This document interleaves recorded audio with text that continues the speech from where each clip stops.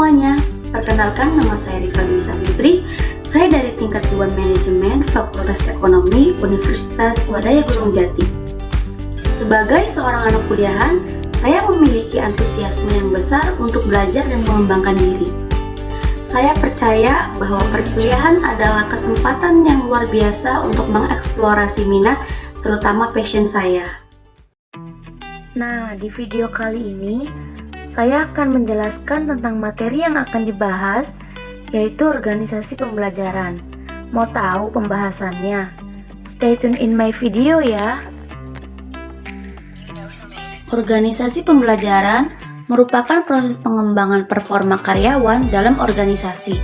Secara kontinu, meningkatkan kapasitasnya untuk mengatasi setiap tantangan dan perubahan. Pembelajaran merupakan proses untuk mendapatkan pengetahuan yang dilanjutkan dengan aktualisasi. Kemudian, pembelajaran dalam organisasi dibagi menjadi 3. Yang pertama, ada operant conditioning atau Skinner. Kondisi yang membuat perilaku orang mau belajar secara sukarela untuk memperoleh imbalan atas prestasi atau kegagalan kesalahan yang diperbuatnya. Lalu yang kedua, ada classical conditioning. Menurut Ivan Pavlov, ahli psikologi Rusia, melakukan eksperimen dengan mengajarkan anjingnya untuk merespon suara lonceng. Dia menemukan suatu kesimpulan bahwa apabila tidak ada stimulus, maka tidak akan terdapat respon terhadap suatu objek yang menjadi fokus perhatian sebaliknya. Yang terakhir, ada social learning theory. Robbins menguraikan tentang social learning bahwa orang atau masyarakat akan melakukan pembelajaran melalui pengamatan dan pengalaman secara langsung tentang terjadinya masalah atau objek. Selanjutnya, ada karakteristik organisasi pembelajaran. Yang pertama, ada gagasan baru merupakan syarat bagi organisasi pembelajaran.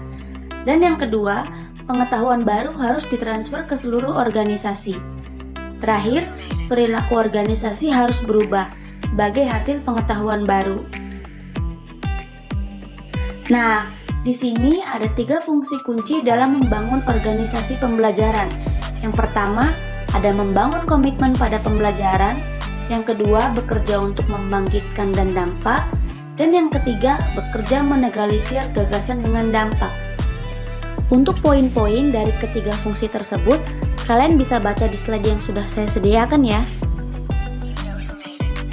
Selanjutnya, tujuan pembelajaran organisasi adalah untuk memberikan pemahaman kepada peserta didik tentang prinsip-prinsip, teori, dan praktik yang terkait dengan pengelolaan organisasi.